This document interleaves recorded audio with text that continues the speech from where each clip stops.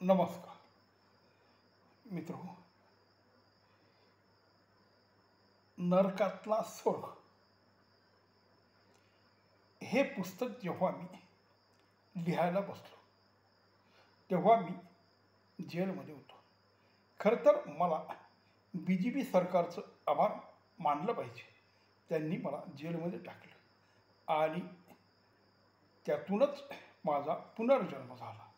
आणि नरकातलं स्वर्ग हे अतिसुंदर नितांत जागतिक कीर्तीचं पुस्तक माझ्याकडून लिहिलं गेलं. मित्र, जेव्हा मी जेलमध्ये गेलो तेव्हा मी खूप आकांतांडव केलं. पक्षाला शिव्या दिल्या आणि माझ्या पक्षावर मी नाराजी व्यक्त केली. पण जेव्हा मी आत प्रवेश केला आणि 4-6 दिवस मी निराश राहिलो, मला कळेना की माझी चुकी काय. खरं तर मी एक मोठा संपादक. मी प्रचंड प्रमाणात महाराष्ट्राची काम केलं. सामान्य माणसासाठी झगडलो. एका पक्षाला पुढे नेण्याचं महत्त्वाचं काम मी केलं.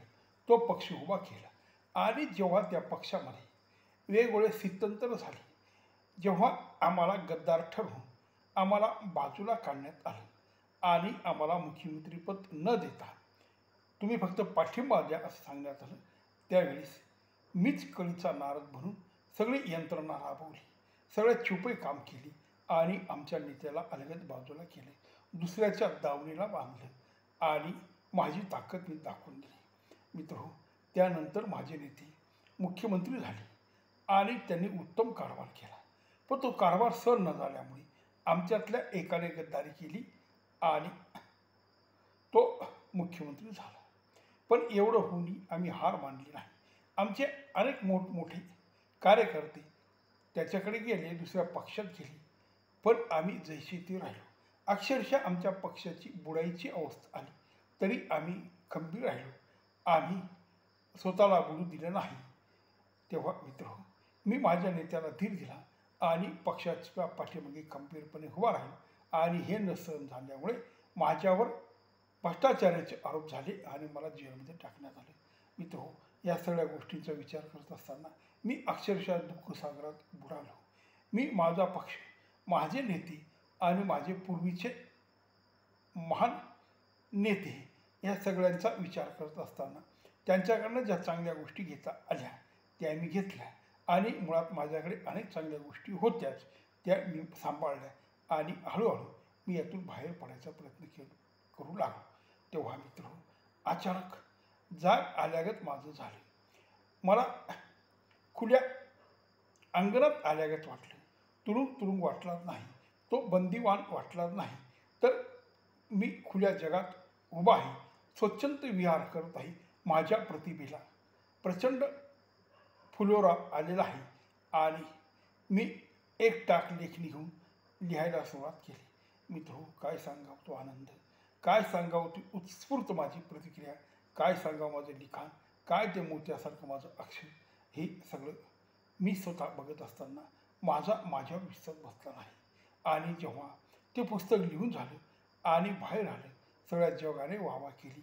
मित्र, जेलमध्ये इंग्रज काळामध्ये जे मोठमोठे आपले देशातले नेते जेलमध्ये गेले आणि त्यांनी त्या जेलमध्ये अनेक वेगवेगळे पुस्तकं विचारधन जमा केली आणि जगाला ते दाखवलं. जगाने त्याचं उत्स्फूर्त स्वागत केलं. त्यापेक्षा माझ्या पुस्तकाचं अनंतपटीने स्वागत झालं. म्हणजे खरं ती अतिशयोक्ती ठरेल असं तुम्ही म्हणाल, पण लोकमान्य टिळकांनी जे गीतारहस्य ग्रंथ लिहिला, त्या ग्रंथामध्ये जे ज्ञान नसेल, त्या ग्रंथामध्ये जे तत्वज्ञान नसेल, ज्या ग्रंथामध्ये जे सत्य नसेल, ते माझ्या पुस्तकात आहे. मित्र, सावरकरांनी जेलमध्ये कोलू ओढला, तो कोलूचा जमाना गेला, नाहीतर मी कोलूसुद्धा ओढून दाखवला असेल, एवढी माझ्यामध्ये ताकद आलेली होती. आणि सावरकरांनी ज्या कविता लिहिल्या, ज्या भारत मातेचं स्तोत्र लिहिलं, ते सगळं माझ्यामध्ये सुद्धा मोठ्या प्रमाणात उतरलं. पण मला तेवढा वेळ नव्हता, कारण मी नरकातला स्वर्ग हे पुस्तक लिहिण्यात मग्न होतो. नाहीतर माझेही 2-4 कविता संग्रह झाले असते आणि मी एक जागतिक कीर्तीचा कवी म्हणून प्रसिद्ध पावलं असतो. पण तो वेळ गेली आणि तो माझा जो कवी बनण्याचा चान्स होता तो मागे पडला. त्याबद्दल मला आजही हळहळ आहे. पण मित्र, नरकातला स्वर्ग हे जगाला दिशा दाखवणारं पुस्तक आहे. भारतातील मराठी जन, हिंदी जन, समस्त भारतवासी त्या पुस्तक वाचून समृद्ध होतील आणि माझा पराक्रम, माझं ध्येय, माझा त्याग या सगळ्या गोष्टी त्यांना कळून चुकतील की मी कसा पत्रकार होतो, मी कसा राजकारणी होतो, मी कसा विद्वान होतो, मी कशा पद्धतीने पक्ष उभा केला आणि इतर नव्हे माझ्यामध्ये किती ज्ञान साठवलं आहे. धर्माचं ज्ञान असेल, राजकारण असेल, समाजाचं राजकारण असेल, सगळ्या गोष्टी, कौटुंबिक गोष्टी या सगळ्याकडून कुटकुट माझ्या मनात कशा भरल्या आणि त्या नरकातल्या स्वर्गामध्ये कशा पद्धतीने उतरले आणि समस्त समाजाला ते किती उपयोगी पडतील हे मी माझ्या मुखाने काय सांगावं. तेव्हा मित्र, जरूर ते पुस्तक तुम्ही वाचा आणि आनंद घ्या. त्याबद्दल तुमचं जीवन समृद्ध करा. आणि ह्या देशातल्या तरुण पिढीला माझा संदेश आहे, ते पुस्तक वाचून तुम्ही नक्की राजकारणात या. हे ज्या राजकारणामध्ये जो आता डबडब फुली चालली आहे, जी गंदगी बसली आहे, जो लुटारूपणा चालला आहे, ज्या लबाड्या चालल्या आहेत आणि ज्या फाटाफूट चालल्या आहेत, या सगळ्यांना आळा बसवण्याचं काम तुम्ही तरुण मुलं कराल. तेव्हा तुम्ही नक्की राजकारणात या, पण आमच्या पक्षात या. कारण आमच्या पक्षात सत्य आहे, आमच्या पक्षातच खरं विचार आहे, आमच्या पक्षात खरं देशभक्ती आहे आणि आमच्या पक्षात खरं स्वातंत्र्य आहे. तेव्हा मित्र, नक्की याचा विचार करा. पण मात्र आठवण ठेवा, माझं पुस्तक घ्या, ते विकत घ्या. फक्त लायब्ररीत जाऊन वाचू नका. ते विचारधन म्हणून, ते तुमच्या पुस्तकात संग्रह म्हणून.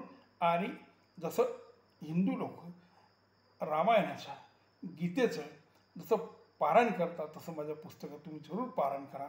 म्हणजे तुमची बुद्धी कुशाग्र होईल, तुम्हाला राजकारण उत्तम ज्ञान होईल, जगाचं ज्ञान होईल आणि आपला भारत पुढे जाण्यासाठी, आपला भारत श्रेष्ठ होण्यासाठी मी कशा पद्धतीने त्या ठिकाणी विचारधन मांडलेलं आहे ते तुम्ही जरूर बघा आणि मुखोद्गत करा. एवढंच माझं सांगणं आहे. नमस्कार.